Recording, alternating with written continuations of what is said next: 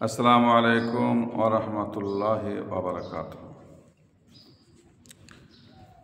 ফুরফুরা শরীফের মুজাদ্দিদুজ্জামান দাদা হুজুর কিবলা রহমাতুল্লাহ আলাইহি হুজুরের ওসিয়তনামাটা আমি ধারাবাহিকভাবে ভিডিও আপলোড করছি।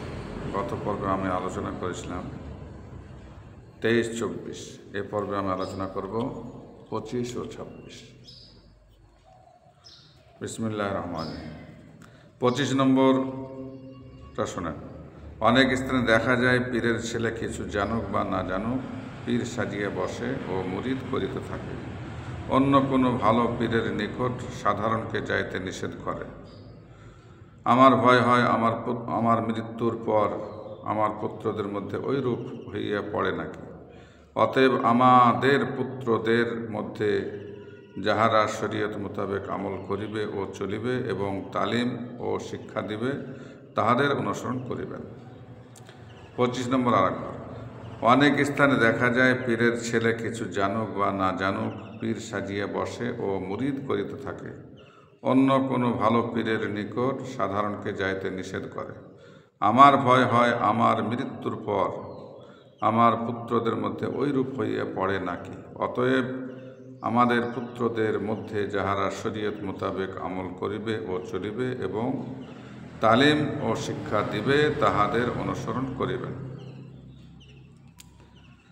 26 নম্বর। আমার বাড়িতে বৎসরের 21, 22, 23 ফাল্গুন তারিখ নির্ধারণ করিয়া একটি ওয়াজের মজলিস করি। ওই তারিখে আমার পীর কিংবা দাদা পীরের মৃত্যু হয় নাই। আমি জানি আল্লাহ বলিয়াছেন, হে ইমানদারগণ, তোমরা নিজ দিগকে ও নিজেদের পরিজনকে অগ্নি হইতে রক্ষা করো। এই আয়াতের মর্ম অবলম্বনে আমার বাড়িতে বিদেশি সকলকে আম দাওয়াত দিয়ে বহু আলেম ওলামা হাফেজ কারি কর্তৃক ওয়াজ নসিহত করাইয়া ও নিজে করিয়া শরীয়তের হুকুম হাকাম জানাইয়া দেই।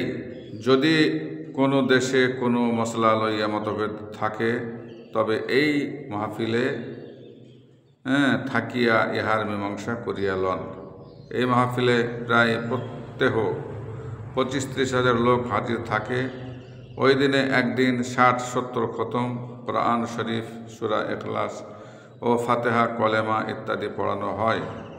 এই সমস্তের সওয়াব হযরত নবী করিম সাল্লাল্লাহু আলাইহি সাল্লাম এর ও যাবতীয় আউলিয়া গৌস কুতুব ও যাবতীয় মুসলমানের রুহের ওপর রেসানি করা হয়। এই জন্য এই মাহফিলের এক নাম ইসালে সওয়াব। যদি কেহ এই মাহফিলকে প্রচলিত ওরস বা অন্য কিছু বলে তবে তাহা কেহ শুনিবেন না। এই মাহফিল যাহাতে আল্লাহ কায়েম রাখেন তাহার চেষ্টা আমার পুত্রগণ, খলিফাগণ ও মুরিদগণ করিবেন।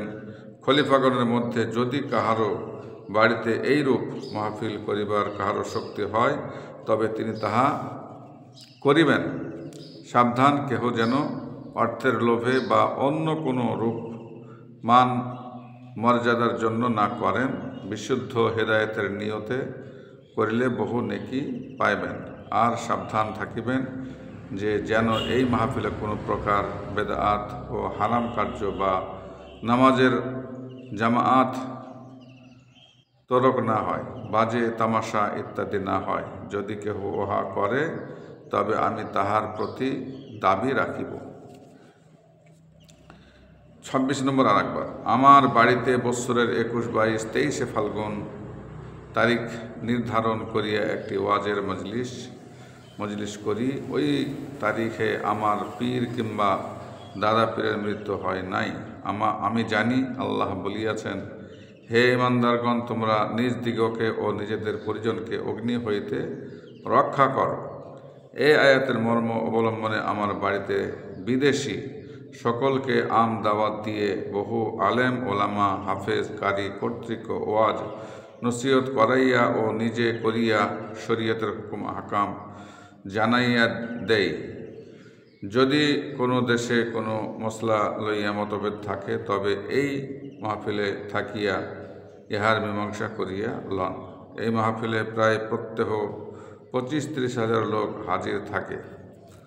ওই দিনে একদিন 60-70 খতম কোরআন শরীফ, সূরা ইখলাস ও ফাতিহা, কলেমা ইত্যাদি পড়ানো হয়।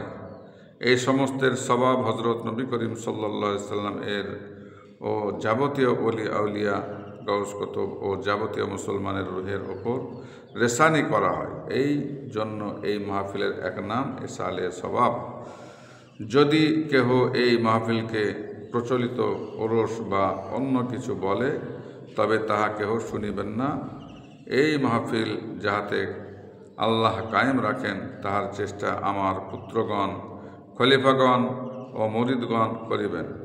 খলিফাগণের মধ্যে যদি কাহারও বাড়িতে এইরূপ মাহফিল করিবার কাহারও শক্তি হয়, তবে তিনি তাহা করিবেন। সাবধান, কেহ যেন অর্থের লোভে বা অন্য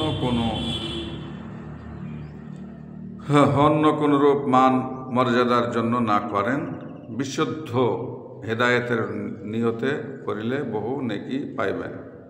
আর সাবধান থাকিবেন যে যেন এই মাহফিলে কোনো প্রকার বেদআত ও হারাম কার্য বা নামাজের জামাআত তরক না হয়, বাজে তামাশা ইত্যাদি না হয়। যদি কেহ ইহা করে, তবে আমি তাহার প্রতি দাবি রাখিব। এটাই হচ্ছে আমাদের দাদা হুজুর কেবলা রহমাতুল্লাহ। তিনি যেগুলো বলেছেন সেগুলো যদি আমরা ফলো করি, ইনশাআল্লাহ দুনিয়া ও আখিরাতে কোনো অসুবিধা হবে না। আর দুনিয়ার যত বড়ই যেই হোক না কেন, আপনাকে ধোঁকা দিয়ে বোকা বানাতে পারবে না। যাই হোক, আমি এখানে আজকে শেষ করলাম। আপনারা ভালো থাকেন। আজকে 18 রমজান। আসসালামু আলাইকুম ওয়া রাহমাতুল্লাহি ওয়া বারাকাতুহু।